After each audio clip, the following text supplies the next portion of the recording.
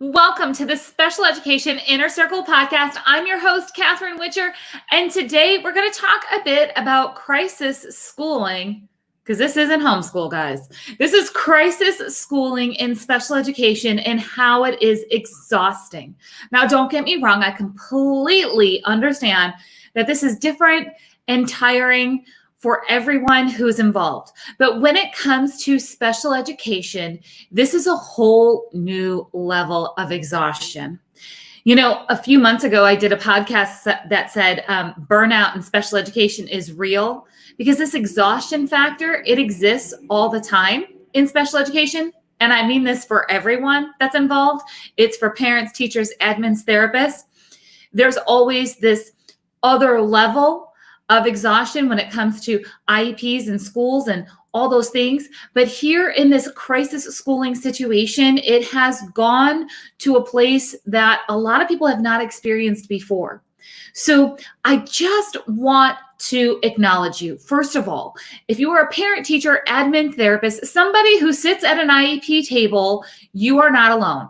You are not going through this alone. There are communities. I have a community called the IEP Masterclass and Special Education Inner Circle. You can always message me about that.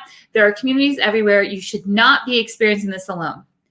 But I do want to talk about some things that you can do, that you have to do for yourself. This is going to take you making the decision on your own to make a change. So we've all experienced exhaustion through big life changes, right? So anything from moving, a marriage, a divorce, a job change, special needs family stuff, because that stuff is a little bit different than the average family, right? Or maybe a surprise medical diagnosis. We've all had stressful things happen to us, changes that have been forced upon us. And at that time in our life, we are tired. We are exhausted. We are going through things that are tough. And there's just this thought, right? Like, okay, one more day. Okay, one more day. Or I know this is going to get better. Okay. That is the difference of what is happening through those changes and what's happening right now. I don't know if you've thought about this, but every time you've gone through something tough in the past, you've been able to either pull on your own experience because you've been there before, like a move or a job change or a medical diagnosis or that, or you know somebody who has been through this. So there's always this kind of light where you're like, okay, I know I'm going to get through this. I've gotten through it before, or I know somebody else who's gotten through this. Now, first of all, you're going to get through this. But there's a different level of exhaustion because we don't know anybody who has been through this before because it's never happened like this before. And we've never experienced this ourselves, and we don't know how long it's going to last. So there's this level of, oh my goodness, that's happening at New Heights. So let's talk about a couple of things that you can do to help lower your exhaustion level. Now, let me make it clear. I am not going to give you some magical tips that's going to make, crisis schooling easier, or I'm not going to give you a template for a visual schedule and say, if you just print this and use it, I promise you, your kids will want to finish every task without complaining. I'm not going to do that. There are resources all over that are happening on those types of supports and things. This is more about how are you going to set this up for yourself so you can not feel as exhausted. You can start to feel just a little bit more ease in your day. So I've been through a lot of those life things that I talked about earlier. In fact, I've been through all of them: a marriage, a divorce, a move, surprise medical diagnosis, special needs family changes. For those of you that don't know, I'm a special needs sibling. My brother is 42 with Down syndrome, and I'm also a former special education teacher. Currently, I work full-time inside of the Master IEP Coach Mentorship. That's a program that I founded after 2 decades of working with parents and teachers and admins and therapists. I'm building IEPs that work in the real world. So if you have ever thought that you want to help make special education easier for yourself and for your community, that's the Master IEP Coach Mentorship. That's at masteriepcoach.com. All right.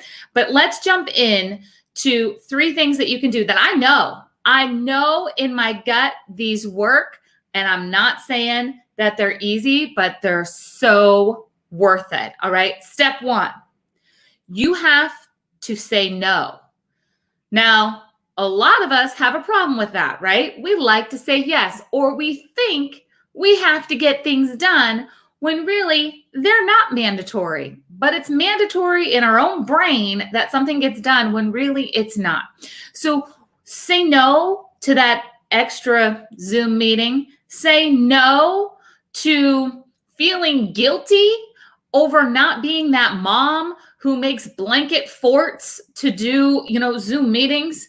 Say no to doing things for other people in your house if they can do them for themselves. I am not good at that one. I work on this myself, guys. I'm going to say that again because somebody needs permission right now to say no to their family member who is asking for help to do something that they can do themselves, because that is something that you need to take off your list because you are exhausted. All right. Now, you have to learn to say no, but then you have to do step 2, and that's make some space. What you can't do is say no to things and then go, okay, now what can I do next? Nope, I'm not going to do that Zoom meeting, but I am going to go do something else. So you have to leave some space. This is something that I've learned through some different seasons in my life. So I've been a single mom, taking care of my girls. I have 2 girls that are 13 months apart, full-time, while working full-time. And then I decided to homeschool them. Now, this was a few years ago. What was I thinking? No, it actually was a really great season, but it really forced me to figure out how to time manage in a much better way. And what I realized is that I needed to put space in my day to just feel however I wanted to feel or do whatever I wanted to do without feeling like I had to do something for somebody else, or that I had to do something because it was on my list, or I had to do something because it was next on my agenda to get that done. So you have to make space to feel however you need to feel and space to do whatever you feel like doing at that time. I actually learned that from a mentor of mine. He said, put a block in your calendar and don't put anything in it. Just know that it's blocked off. You'll figure out what to do. Do something that you want to do in that space. So you have to leave some space in there. Now, I'm teaching this all the time to Master IEP coaches. Again, that's masteriepcoach.com. Okay. What I call it for Master IEP coaches is to leave some margin in between your activities, because nothing's going to go as planned, even on a good day. There's always going to be blips in the day. And if you don't have margin between your activities, and I don't care if you are just talking about laundry and dinner and snacks and Zoom meetings, okay? Those are big deals right now. Those are really big deals right now. You need to leave margin in your day to do whatever you feel like doing at that minute. Now, you might feel like you want to do a load of laundry because I'm just going to get this done and I'll feel better. I am not that person. I am not doing the laundry to feel better. That does not make me happy. For me, I might read a chapter in a book.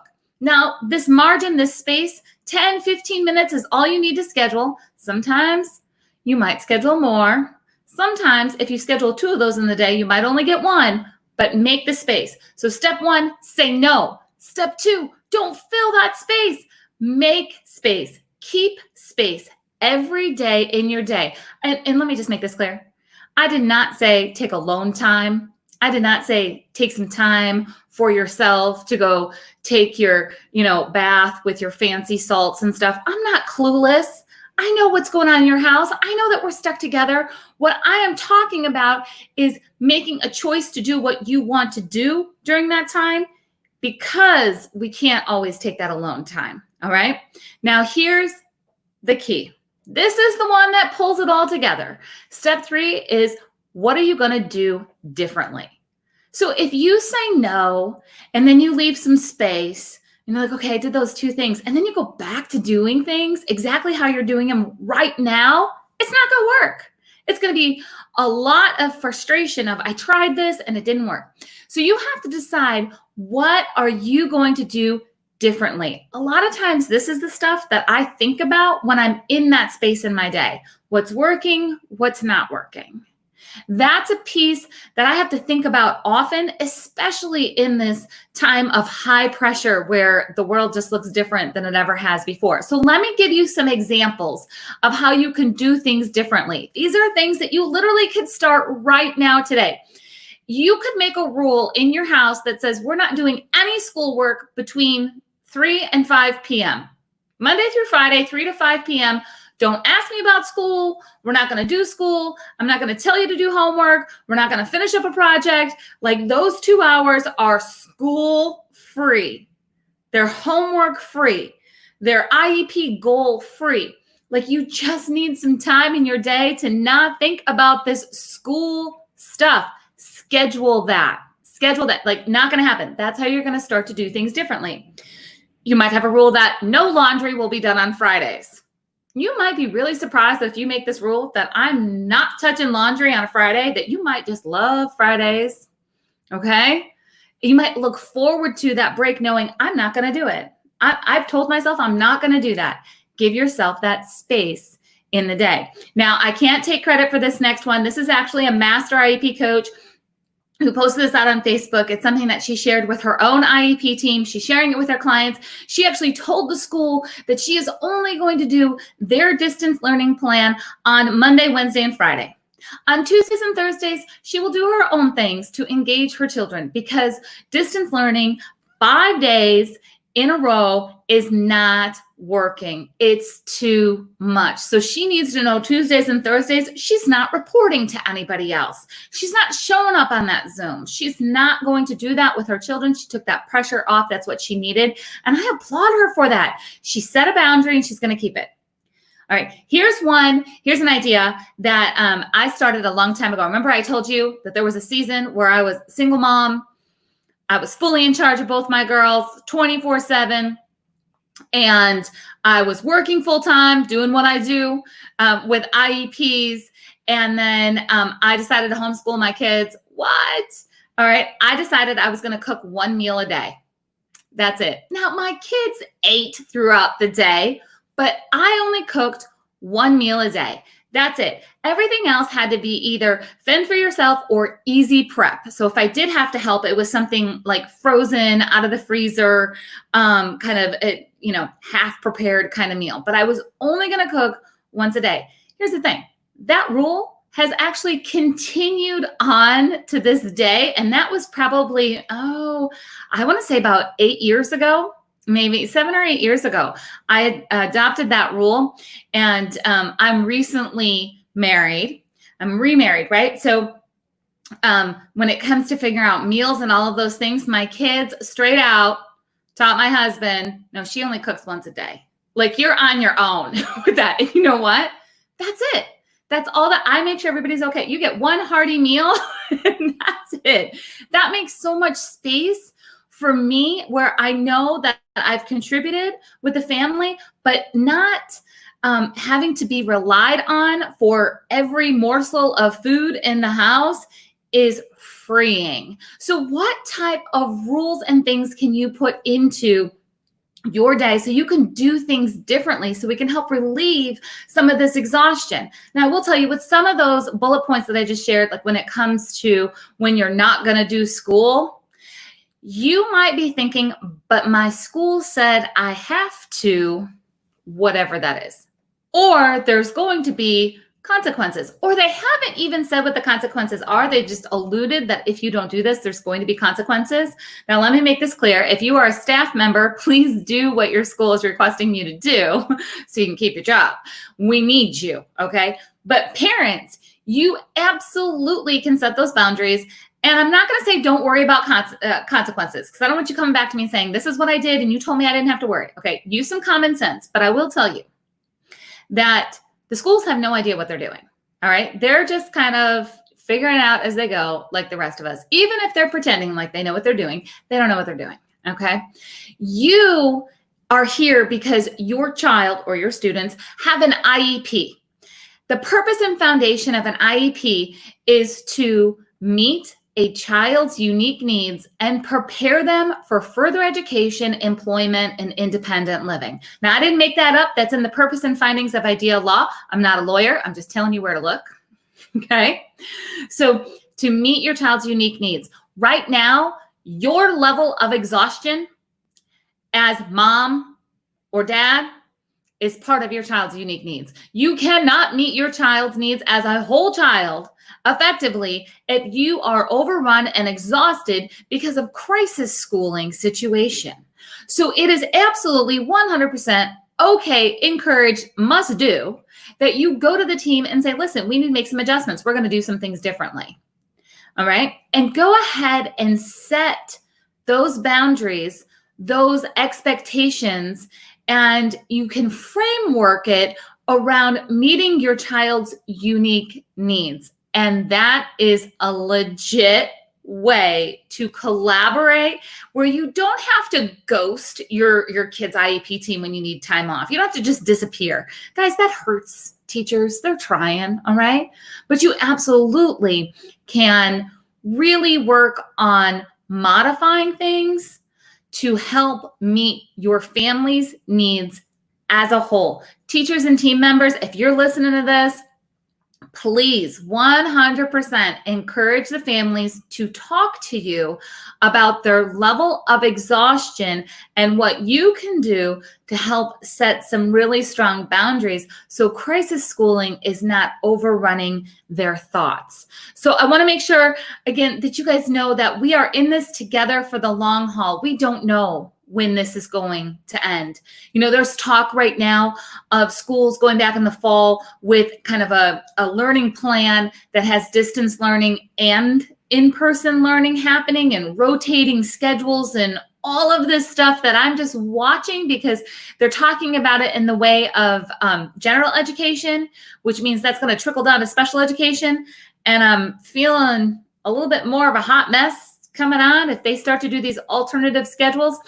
All you need to know is that you are not in this alone, okay? We are in this together. You can go find me at masteriepcoach.com. That's exactly where you can really figure out how to be the idea bringer and solution finder and community connector that your family, your school, your community needs right now. I'll teach you how to do all of that. And until next time, thanks for being here, everyone, and I'll see you again real soon.